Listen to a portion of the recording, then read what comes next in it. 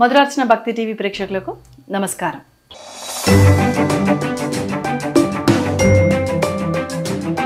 గత కొన్ని రోజులుగా మన మధురార్చన ప్రేక్షకులకు ఉన్నటువంటి సందేహాలకు నివృత్తి చేస్తూ అనుపమ గారు ఎన్నో అంటే జ్యోతిష్యం మీద అయితే ఏంటి, గ్రహరాశుల మీద, వీటన్నిటి మీద ఉన్నటువంటి సందేహాలను నివృత్తి చేసుకుంటూ వచ్చారు. రేపు రానున్న గురు పౌర్ణమి గురించి అనుపమ గారిని అడిగి మరిన్ని విశేషాలు తెలుసుకుందాం. అసలు గురు పౌర్ణమి అంటే ఏమిటి, దాని యొక్క విశిష్టత, మరియు గురు పౌర్ణమి రోజులు అక్కడ ఉన్నటువంటి గ్రహాలు ఎలా అనుకూలిస్తాయి ఏంటి, ఇటువంటి ఎన్నో సందేహాలకు సొల్యూషన్ తెలుసుకుందాం. అనుపమ గారు నమస్తే అండి. నమస్తే లక్ష్మి గారు. గురు పౌర్ణమి రోజున కొన్ని రాశుల వారికి అనుకూలంగా ఉంటుంది అంటారు. అలా ముఖ్యంగా ఏ రాశి వారికి బాగుంటుంది అంటారు? ఫస్ట్ ఆఫ్ ఆల్ రాశుల వరకు మనం వెళ్ళేదానికంటే ముందు ఒక చిన్న ఇన్ఫర్మేషన్. ఇక్కడ జనరల్ గా మనం చూసుకున్నట్లయితే గురు పౌర్ణమి మోస్ట్ ఆఫ్ ద టైం మనకి పూర్వాషాఢ నక్షత్రంలో కానీ ఉత్తరాషాఢ నక్షత్రంలో కానీ రావడానికి ఛాన్సెస్ ఉంటుంది. అంటే ఇప్పుడు పూర్వాషాఢ నక్షత్రం మనకి ధనుసు రాశిలో ఉంటుంది, ఉత్తరాషాఢ 1వ పాదము ధనుసు రాశిలో ఉండి మిగతా 3 పాదాలు కూడా మనకి మకర రాశిలో ఉంటుంది అనమాట. సో మనకి మిథున రాశి ధనుసు రాశి యాక్సెస్ లో ఒకసారి పడుతుంది, ఇంకోసారి ఏంటంటే కర్కాటక మకర రాశి యాక్సెస్ లో పడుతుంది. స్పెసిఫిక్ గా ధనుసు రాశి ఎందుకు మనము ఇక్కడ ఎంచుకోవడానికి పాసిబిలిటీస్ ఉంటాయి అంటే, ధనుసు రాశి మనకి కాలపురుష కుండలిలో మనకి 9వ స్థానంగా చూస్తూ ఉంటాం. నవమ భావము భాగ్య భావం అని కూడా చెప్తూ ఉంటాం. లేదా మనకి ఫారెన్ ట్రావెల్స్ కి వెళ్ళడానికి, మనకి హైయర్ ఎడ్యుకేషన్ కి, మన లైఫ్ లో అసలు ఫాదర్ నుంచి వచ్చే టీచింగ్స్ ఎట్లా ఉంటాయి, గురువు రూపైన మనకు వచ్చే టీచింగ్స్ ఎట్లా ఉంటాయి, మనము ఎంత ఎథికల్ గా ఉంటాము, ఎంత మారల్స్ వాల్యూస్ ఉన్నాయి, మనం ఏ ధర్మాన్ని ఏ మతాన్ని ఫాలో అవుతాం, మన ఫెయిత్ ఎక్కడ ఉంది, ఈ భావం చెప్తుంది అనమాట మనకి. ఇప్పుడు మనకి ఇక్కడ పాపగ్రహాలు ఉన్నాయి అనుకోండి, వాళ్ళు రిలీజన్ మారిపోయే ఛాన్సెస్ ఉంటూ ఉంటాయి. కానీ కొంతమంది చూడండి ఎక్స్ట్రీమ్ బిలీవర్స్ ఉంటారు, అది ఏ మతాన్ని ఫాలో అయినా సరే చాలా ఎక్స్ట్రీమ్ గా ఉంటుంది. అంటే అక్కడ వాళ్ళకి ధనుసు రాశి చాలా స్ట్రాంగ్ ఉన్నట్టు, వాళ్ళ జన్మజాతకంలో గురువు స్ట్రాంగ్ ఉన్నట్టు అనమాట. అదే మకర రాశిలో ఉత్తరాషాఢకు వచ్చేసరికి ఏమవుతుందంటే, ఇక్కడ సాటర్న్ రూల్ చేస్తారు, అంటే శని రూల్ చేస్తారు మకర రాశిని. సో ఇక్కడ మకర రాశిని శని రూల్ చేసినప్పుడు ఆయన న్యాయదేవత, ఆయన చెప్పేది కూడా అదే పాయింట్ ఉంటుంది, ఏంటంటే ధర్మబద్ధంగా ఉండండి, న్యాయబద్ధంగా ఉండండి అని చెప్పడానికి. గురువు కూడా మనకు అదే కదా ఇచ్చేది, మనకి జ్ఞానం. ఆయన మనకి గురువులు ఇచ్చే జ్ఞానం ఏంటంటే ధర్మబద్ధంగా ఉండండి, న్యాయబద్ధంగా ఉండండి, వీలైనంత మట్టుకు మంచి చేయండి, మంచి చేయకపోయినా పర్లేదు చెడు చేయకండి అని చెప్తూ ఉంటారు మనకి గురువులు. సో ఆ రూపంగా ఈ స్పెసిఫిక్ గా పూర్వాషాఢ ఉత్తరాషాఢ నక్షత్రాలు మనకి చాలా ప్రామినెంట్ అయిపోతాయి గురు పౌర్ణమి విశిష్టతలో. అలా కాకుండా మీరు ఏ రాశుల వాళ్ళకి బాగుంటుంది అని అన్నారు. ఇక్కడ ఎలా ఉంటుందంటే, జనరల్ గా గురు పౌర్ణమి రోజు మీది ఏ రాశి అనే వ్యత్యాసం లేకుండా అన్ని రాశుల వాళ్ళు మీ జన్మ జాతకంలో గనక గురువు బలహీనంగా ఉంటే, పాపగ్రహాలతో కూడి ఉంటే, వక్రిగతిలో ఉన్న, అస్తంగత్వం పొందిన, నీచ నొందిన మీ జన్మ జాతకంలో ఏమవుతుందంటే, ఇట్లాంటి కాంబినేషన్స్ ఉన్నప్పుడు గురువు మనకి 9 గ్రహాలలో అత్యంత బలశాలి గురువు అని చెప్పుకున్నాం. అంటే ఆయన చూపు పడితే మనకి 1,00,000 పాపాలు చేసినా కూడా దానికి క్లారిటీ రావడానికి మనకి హెల్ప్ అవుతుంది అని కూడా మనకి శాస్త్రం చెప్తూ ఉంటుంది. అంటే ఒక గురువు వచ్చి మనము పీకల వరకు మనకి ప్రాబ్లమ్స్ ఉన్నాయి అనుకోండి, ఒక గురువు రూపేణ మనకి ఎవరైనా వచ్చి మనల్ని అమాంతం పైకి లాగేస్తే మనకి ఇంకా ఒక గైడెన్స్ దొరుకుతుంది ఆ ప్రాబ్లమ్స్ లో నుంచి. సో ఇక్కడ గురువు బృహస్పతి జ్యోతిష్యం ప్రకారం ఆయన యొక్క ఎనర్జీస్ కూడా అట్లాగే ఉంటాయి అన్నమాట. సో ఈ గురువు వచ్చేసి మనకి మాక్సిమం వర్గ చక్రాస్ కానివ్వండి, లేకపోతే మనకి జన్మ జాతకంలో 12 భావాలు ఏవైతే ఉంటాయో దాంట్లో మనకి పుత్రకారకుడు అయినే, విద్యాకారకుడు అయినే, జ్ఞానకారకుడు అయినే, మనకి ధనకారకుడు అయినే, కుటుంబ వాతావరణంలో మనకి ఎలాంటి పీస్ ఉంటుంది, మన కంఫర్ట్ లైఫ్ ఉంటుందా లేదా, ఫైనాన్షియల్ గా మనం స్థిరపడతామా లేదా. కొంతమంది లేడీస్ కి గోల్డ్ అంటే చాలా పిచ్చిగా ఉంటుంది, గోల్డ్ ఎంత వేసుకుంటారు, ఈ లైఫ్ లో వాళ్ళు గోల్డ్ ఎంత వేసుకుంటారు అనేది కూడా మనం గురు ప్లేస్మెంట్ ని బట్టే చెప్పొచ్చు అనమాట.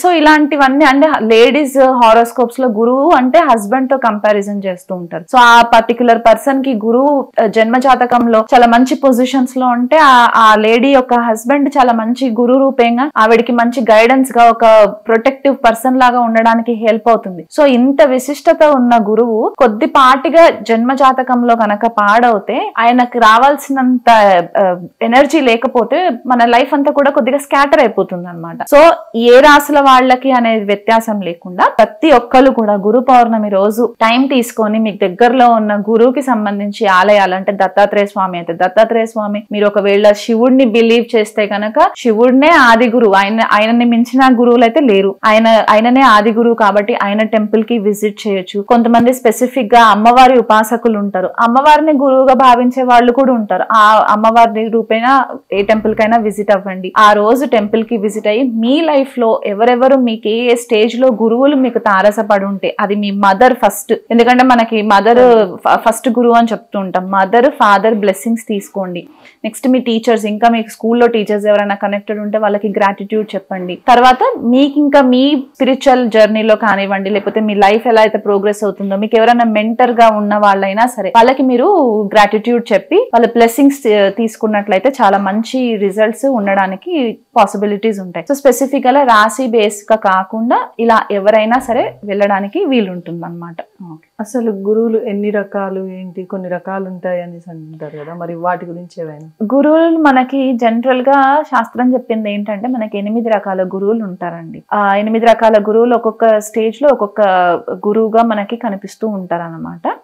జనరల్ గా వాళ్ళని ఏమని పిలుస్తారంటే బోధ గురువు, వేద గురువు, నిషిద్ధ గురువు, కారణ గురువు, కామ్య గురువు, వికిత గురువు, మనకి సూచక వాచక గురువులు ఉంటారనమాట. సో వీళ్ళు ఒక్కొక్క ఫేజ్ లో ఒక్కొక్క లాగా మనకి కనిపించే ఛాన్సెస్ ఉంటాయి. అంటే ఫర్ ఎగ్జాంపుల్ కారణ గురువు అనుకోండి. కారణ గురువు ఏం చేస్తారంటే మన హయ్యర్ కాన్షియస్నెస్ ని ఎలివేట్ చేయడానికి, అంటే జీవాత్మ పరమాత్మతో అలైన్ చేయడానికి, అంటే ఎక్స్ట్రీమ్ స్పిరిచువల్ లైన్ లో ఉన్నప్పుడు ఏంటంటే ఆ వన్నెస్ మనం ఏదైతే కోరుకుంటామో, దైవత్వంతో మనం కనెక్ట్ అవ్వాలి అని ఎప్పుడైతే కోరుకుంటామో ఆ టైంలో మనకి అర్హత వచ్చినప్పుడు కారణ గురువులు తారసపడతారు. వాళ్ళ యొక్క టీచింగ్స్ వల్ల మనము ఆ వన్నెస్ కి చేరుకోవడానికి హెల్ప్ అవుతుంది. అంటే highest level of divine consciousness అనేది అయితే మనం చెప్తూ ఉంటామో ఇక్కడ కారణ గురువు హెల్ప్ అవుతారు అనమాట.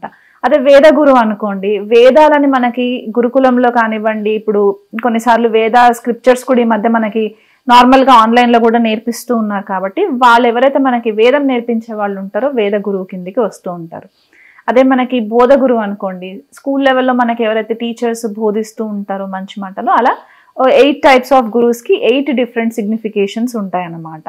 సో దాన్ని బట్టి మనకి 8 కేటగిరీస్ గా డివైడ్ అయింది. ఈ సంవత్సరం గురు పౌర్ణమి రోజున గోచారంలో గురువు అసలు ఎక్కడున్నారు అండ్ ఏ రాశి వాళ్ళకి ఎక్కువ ప్రభావం ఉంటుంది అంటే? ప్రెసెంట్ గా గురువు మనకి మిథున రాశి ఆరుద్ర నక్షత్రంలో ట్రాన్సిషన్ జరుగుతుంది. సో గురు పౌర్ణమి జూలై 10వ తారీఖున వస్తుంది కాబట్టి మిథున రాశి ఆరుద్ర నక్షత్రంలోనే గురు సంచారం జరుగుతూ ఉంటుంది. ఆరుద్ర నక్షత్రం కొద్దిగా తీక్షణ నక్షత్రం కాబట్టి మనకి ఇప్పుడు ఏవైతే ఫైర్ యాక్సిడెంట్స్, ఫ్లైట్ యాక్సిడెంట్స్ ఇవన్నీ మనము చూస్తూ ఉన్నామో ఇండైరెక్ట్లీ ఒక రీజన్ గా కూడా చెప్పుకోవచ్చు అనమాట. ఎందుకంటే గురువు మనకి ఆక్సిజన్ కి కారకుడు, ప్రాణవాయువుకి కారకుడు అండ్ మనకి జీవకారకుడు కూడా. మన లైఫ్ ఎగ్జిస్టెన్స్, లైఫ్ సస్టైనెన్స్ కి కూడా మనకి జూపిటర్ బృహస్పతి కారణం అవుతుంది కాబట్టి ఆరుద్ర నక్షత్రంలో ఉండి రాహుకి ట్రైన్ లో ఉంటారనమాట. అండ్ రాహు గురువు వచ్చేసి మనకి నక్షత్ర పరివర్తనం జరిగింది. సో గురువు పునర్వసు నక్షత్రంలోకి వచ్చేంత వరకు కూడా కొద్దిపాటిగా కేర్ఫుల్ గా ఉండాలి. ఇక్కడ మనకి ఎక్కువ మట్టుకు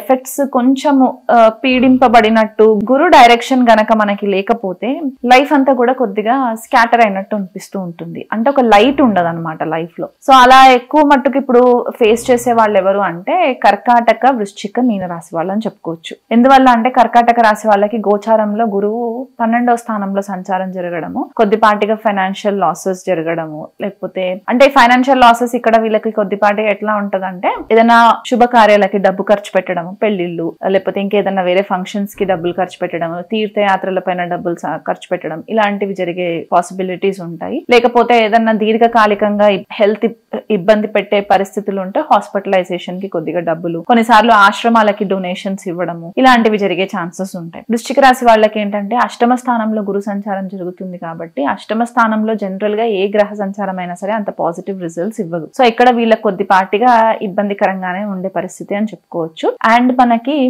మీనరాశి వాళ్ళకి వచ్చేసరికి చతుర్థంలో ఉండేసరికి ఏమవుతుందో ఒక హెవీ ప్లానెట్ ఈ చతుర్థ భావంలోకి వచ్చినప్పుడు ఏమవుతుందంటే గృహ వాతావరణంలో కొద్దిపాటిగా డిస్టర్బెన్సెస్ రావడం అన్నమాట. అంటే వీళ్ళు అనుకోకుండానే సడన్ గా ఏదైనా ఇబ్బందులు రావడం. సో ఈ 3 ప్లేసెస్ కూడా 4th, 8th, 12th ప్లేసెస్ కూడా జనరల్ గా మనం మోక్ష త్రికోణాస్ అని కూడా చెప్తూ ఉంటాము.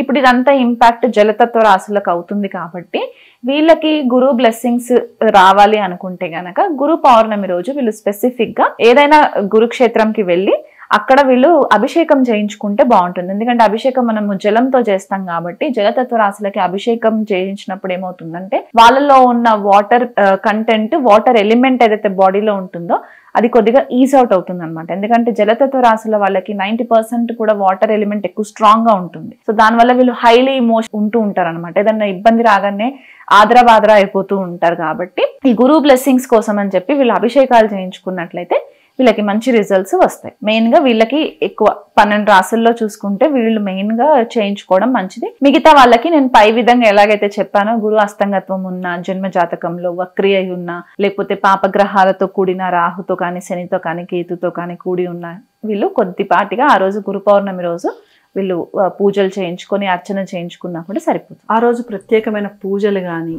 హోమాలు కానీ ఇట్లా ఏమైనా ప్రత్యేకంగా చేయటం ఇలాంటివి ఏమైనా ఉంటాయండి? స్పెసిఫిక్ గా మీకు ఏదన్నా ఆబ్స్టికల్స్ వస్తూ ఉన్నాయి, అసలు ఏ పని కూడా మొదలవ్వట్లేదు, అసలు అనుకున్న పనులన్నిటికీ కూడా బ్రేక్స్ పడుతున్నాయి అనుకుంటే కనుక ఆ రోజు ఉదయం మీరు దగ్గరలో ఉన్న టెంపుల్ కి వెళ్ళి, ఒకవేళ టెంపుల్స్ జనరలీ రష్ ఉంటాయి ఇలాంటి పర్వదినాలలో కాబట్టి, బట్ స్టిల్ మీకు ఒకవేళ ఆపర్చునిటీ ఉంటే గనక శనగలు దానం ఇవ్వడము టెంపుల్లో, లేకపోతే స్వామివారికి మీరు నమ్ముకున్న దేవత ఎవరైతే ఉంటారో, లేదా దత్తాత్రేయ స్వామి, సాయిబాబా, మనకి ఎల్లో కలర్ లడ్డూస్ ఉంటాయి, బేసన్ లడ్డూస్ చేస్తూ ఉంటారు. బేసన్ లడ్డూస్ నైవేద్యంగా పెట్టడము, లేకపోతే పులిహోర పంచి పెట్టడము, ఇలాంటివి చేసుకుని తర్వాత గురుమంత్ర తీసుకోవడము, గురుమంత్రం చేసుకోవడం, గురు బీజ మంత్రం ఉంటుంది అది పారాయణం చేసుకోవడం. నాకు ఇవి ఏవి రావండి అని అనుకుంటే ఓం శ్రీ గురుభ్యో నమః ఇది ఒక్కటి మీరు 108 టైమ్స్ చేసుకుని ఆ రోజు నుంచి మొదలు పెట్టుకున్నా సరే ఎవ్రీడే మీరు 108 టైమ్స్ చేసుకునేలాగా మీరు ప్లాన్ చేసుకోవచ్చు. అది కాకుండా గురు పాదుక స్తోత్రం ఉంటుంది. గురు శిష్య పరంపర కంటిన్యూషన్ అవ్వాలి అంటే గురు పాదాలకి మనం నమస్కారం చేసుకుంటూ ఉండాలి. సో గురు పాదుక స్తోత్రం కూడా మీరు పారాయణం చేసుకోవచ్చు, పిల్లలకి వినిపించవచ్చు. దక్షిణామూర్తి పిల్లల ఎడ్యుకేషన్ లో, కొంతమంది పిల్లల ఎడ్యుకేషన్ లో వెనకబడి ఉంటూ ఉంటారు. అలాంటి పిల్లలు ఉంటే గనక గురు పౌర్ణమి రోజు పిల్లల్ని కూడా టెంపుల్ కి తీసుకెళ్లి దక్షిణామూర్తి, మేధా దక్షిణామూర్తి బ్లెస్సింగ్స్ తీసుకున్నా కూడా మీకు మంచి రిజల్ట్స్ వస్తాయి. మరి విన్నారుగా గురు పౌర్ణమి యొక్క విశిష్టత ఏమిటి, ఏ గ్రహాలు ఏ రాశుల వారికి ఎలా ఉంటుంది ఏంటి అనేది. ఇంకేమన్నా మీకు సందేహాలు ఉంటే కింద స్క్రోల్ అవుతున్న నెంబర్కి కాల్ చేసి అనుపమ గారిని డైరెక్ట్గా మాట్లాడేసి మీ యొక్క సందేహాలకు చెక్ పెట్టేయచ్చు. లేదా అంటే కింద కామెంట్ సెక్షన్లో కామెంట్ చేసిన మీ యొక్క డౌట్స్కి వారు క్లారిఫై ఇస్తారు. ఇదండి, మరొక ఎపిసోడ్లో మరో కొత్త కంటెంట్తో మీ ముందు ఉంటుంది మధురార్చన.